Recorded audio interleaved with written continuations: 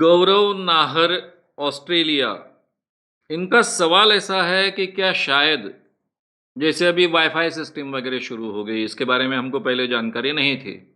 तो हमारी जो स्पिरिचुअल मान्यताएं हैं, स्पिरिचुअलिटी जो है, आध्यात्मिक क्षेत्र है, उसके बारे में हमारा साइंस इतना डेवलप नहीं हो पाया है, इसलिए उसको समझ नहीं पा रहा है। ऐसा तो नहीं है। देखिए, ये सवाल तो हमेशा इंसान के मन में खड़ा होता है कि कई चीजें हमको पहले पता नहीं थी, अब पता चलना शुरू हो गई है। इसलिए शायद कई बातें ऐसी हो कि जिनके बारे में आज हमें मालूमात नहीं है, कल उसकी मालूमात हमको होगी। ये बात तो 100% सच है कि आज तक हमको जिन चीजों की मालूमात नहीं है, जानकारी नहीं है, इंफॉर्मेशन नहीं है, या फिर साइंस के क्षेत्र में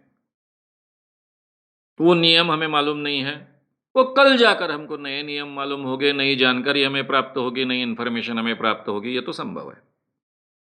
इसलिए मैं हमेशा कहता हूं कि हमारा ज्ञान जितना बढ़ते जाता है, उतना अज्ञान का क्षेत्र हमारा बड़ा है, इसकी जानकारी हमें मिलती जाती है। अज्ञान तो हमेशा रहने वाला है।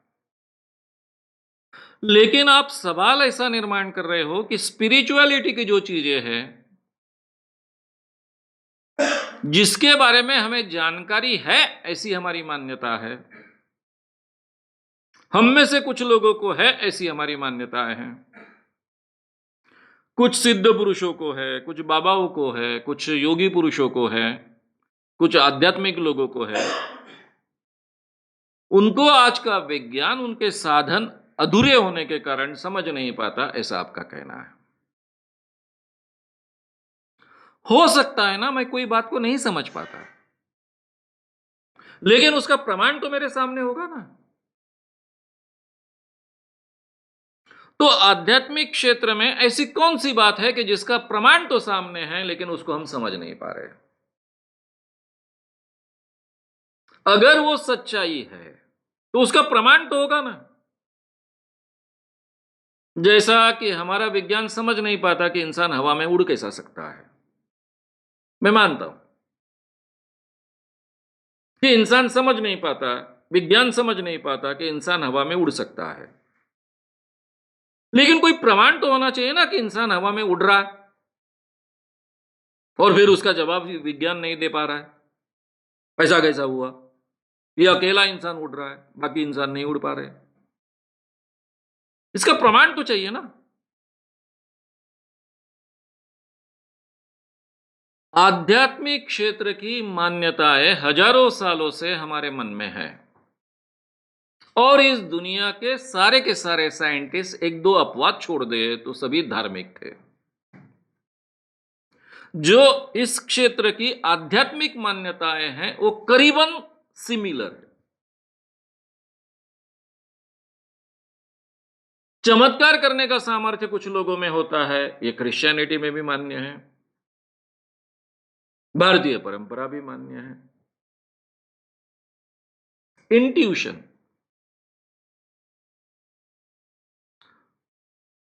कल क्या होने वाला है इसका मुझे आज ही पता चल जाता है। काफी चीजों का मुझे अपने आप अंतर प्रेरणा से पता चलता है।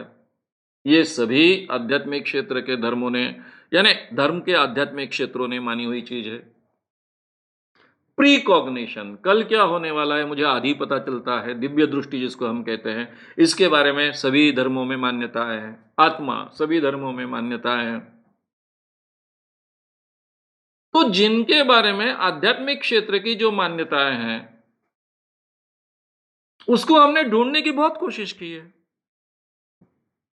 मैंने पहले ही कहा कि करीबन हमारे सभी साइंटिस्ट धार्मिक थे।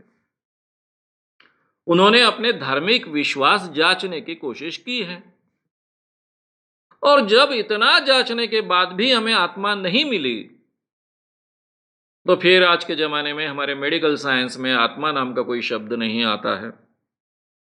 और आत्मा नहीं है ये मानकर ही हम पूरे के पूरे शरीर शास्त्र का अभ्यास करते हैं, मन का अभ्यास करते हैं, शब्द शायद हम उसको आत्मा शब्द से जुड़े हुए कुछ शब्द उपयोग में लाते हैं, जैसा आत्मविश्वास, कॉन्फिडेंस के लिए हम उपयोग में लाते हैं। अब हमने क्या किया कि कॉन्फिडेंस के लिए आत्मविश्वास ये शब्द जोड़ दिया। फिर आप पूछोगे क्या आत्मविश्वास तो आत्मा के साथ ही होगा ना? नहीं, आत्मविश्वास का आत्मा से कोई संबंध नहीं है, केवल हमने शब्द का उपयोग किया है। कॉन्फिडेंस ये ब्रेन का हिस्सा है, ब्रेन की मान्यता का हिस्सा है, लेकिन ब्रेन का हिस्सा है। तो इस ढंग से जो भी आध्यात्मिक क्षेत्र की मान्यताएं हैं, आध्यात्मिक क्षेत्र में जो पॉसिबिलिटीज है ऐसा माना गया है, 2000 2500 सालों से माना गया है, उन सब चीजों को हम आज के जमाने में जांच चुके हैं और वो सच नहीं है, ये हमारे ध्यान में आया। यानी जैसे आध्यात्मिक क्षेत्र में ऐसा माना जाता है, जो यूरोपियन परंपरा में भी है और इंडियन परंपरा में भी है, कि सिक्स सेंस के जरिए हमें आध्यात्मिक ज्ञान प्राप्त होता है। सिक्स सेंस के जरिए कोई भी ज्ञान प्राप्त नहीं होता है, ये हमारे ध्यान में आया है, बार बार हमने जांचा है। क्लेरोवायंस, आदमी यहां बैठे बैठे अमेरिका में क्या चल रहा है वो देख सकता है, दिल्ली में क्या चल रहा है मेरे दोस्त के यहां मैं देख सकता हूं, यहां बैठे बैठे। इसको क्लेरोवायंस कहते हैं। ये क्षमता सभी धर्मों के आध्यात्मिक क्षेत्र ने मानी है। हमने ये क्षमता ढूंढने की बहुत कोशिश की है। अगर ये क्षमता हम में होती तो हम क्या करते आज के जमाने में? ये टेररिस्ट प्रॉब्लम ही पूरी तरह से खत्म हो जाते। आपको पता है कि अमेरिका जैसे देश ने बिन लादेन को ढूंढने के लिए 5 साल मेहनत ली है। 5000 लोग उसके लिए काम कर रहे थे और ये 5000 लोगों के काम के आधार पर 5 साल की मेहनत के बाद पता चला कि वो पाकिस्तान में है। फिर आगे का क्या हुआ आप सबको पता है। हमारे पास एक क्लेरोवायंस वाला व्यक्ति होता पूरे दुनिया में, अमेरिका ने इसके ऊपर हजारों डॉलर्स खर्च किए केवल उसकी जानकारी प्राप्त करने के लिए। एक आध्यात्मिक ऐसा व्यक्ति था कि जिसको क्लेरोवायंस की जानकारी है, क्लेरोवायंस उसको आता है, यहां बैठे बैठे हर जगह जाकर वो देखता है, तो उसने 1-2 दिन में ढूंढ कर दिया होता। सनातन संस्था के जो प्रमुख है डॉक्टर जेबी आठवले, वो तो मेरे सामने कह रहे थे। मैंने सनातन संस्था के बारे में जो व्याख्यान अपलोड किए उसमें विस्तार से ये किस्सा कहा है आपसे। वो मेरे सामने 10 मिनट में ध्यान लगाकर मेरे पुराने जन्म ढूंढ कर आए और मेरे ही सामने बाद में ध्यान लगाकर वो पूरी दुनिया ढूंढ कर आए, हिमालय का चप्पा चप्पा ढूंढ कर आए और उसके बाद में उन्होंने कहा कि आप में जो शक्ति है, नेगेटिव शक्ति है, उतनी बड़ी पॉजिटिव आध्यात्मिक शक्ति आज तक किसी इंसान में नहीं है। मैं पूरा हिमालय ढूंढ के आया हूं, पूरी दुनिया ढूंढ के आया हूं, इसलिए आपका आपके जीवन में कभी पराभव नहीं होगा। इसलिए उनकी मान्यता है कि वो कहीं भी जाकर देख सकते हैं। डॉक्टर पविवर्तक का दावा है, जाहिर तरीके से दावा है, कि वो सूक्ष्म देह से चांद पर जाकर आए हैं, मंगल पर जाकर आए हैं।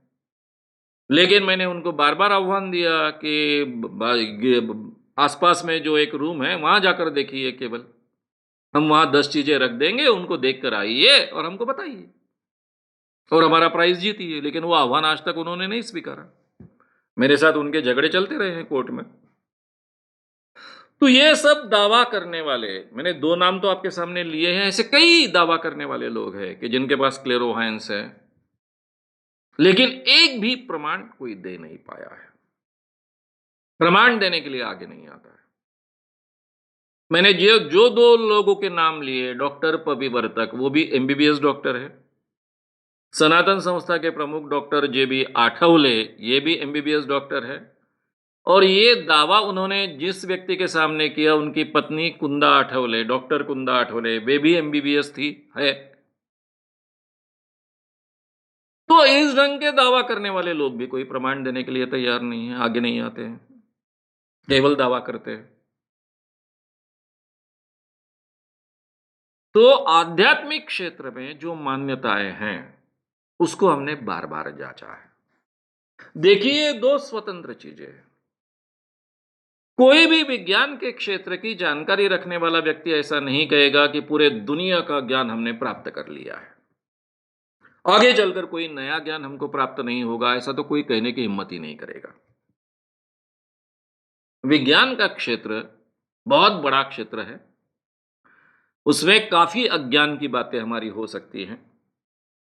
लेकिन जो हमें उसके बारे में अज्ञान का क्षेत्र रहने वाला है, वहां आप कह सकते हो कि विज्ञान अभी तक उतनी जानकारी नहीं प्राप्त कर सका है।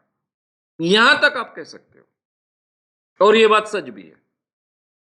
लेकिन जो पहले से हमारे आध्यात्मिक लोगों को ज्ञान था, वो ज्ञान आज का विज्ञान नहीं समझ सकता है, ऐसा आप कहोगे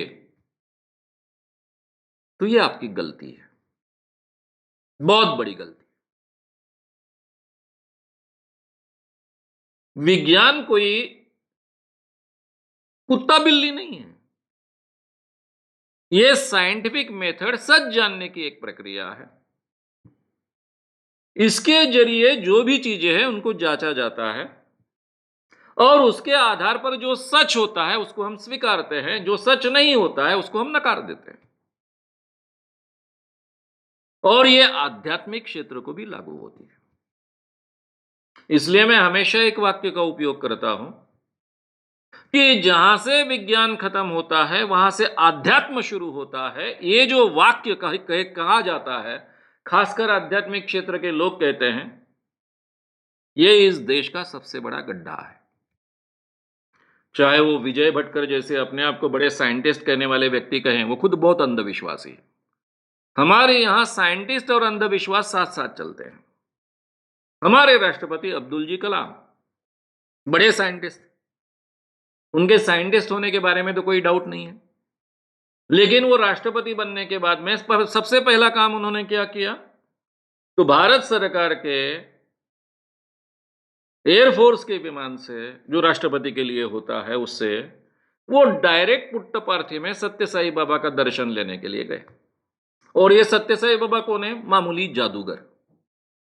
मामूली जादूगर जो ट्रिक्स करता है, वो ट्रिक करने वाला बाबा, उसके चरणों पर माथा टेकने के लिए गए।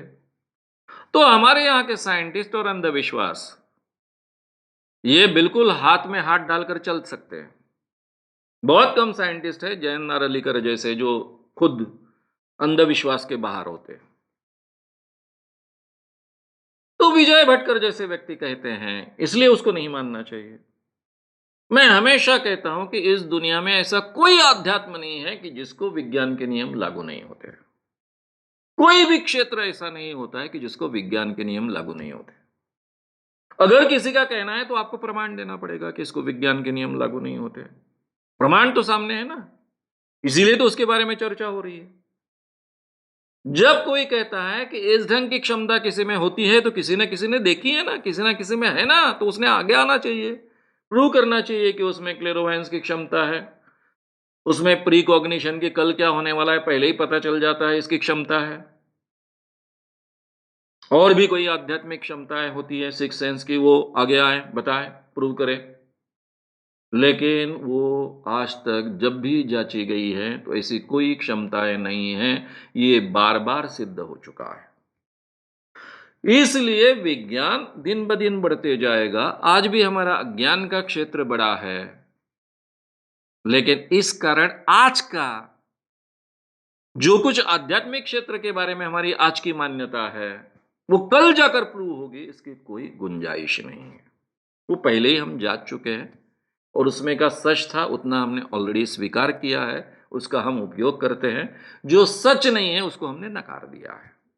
तो ये नकारी हुई चीज कल जाकर प्रूव होगी, इसकी 1% गुंजाइश नहीं है।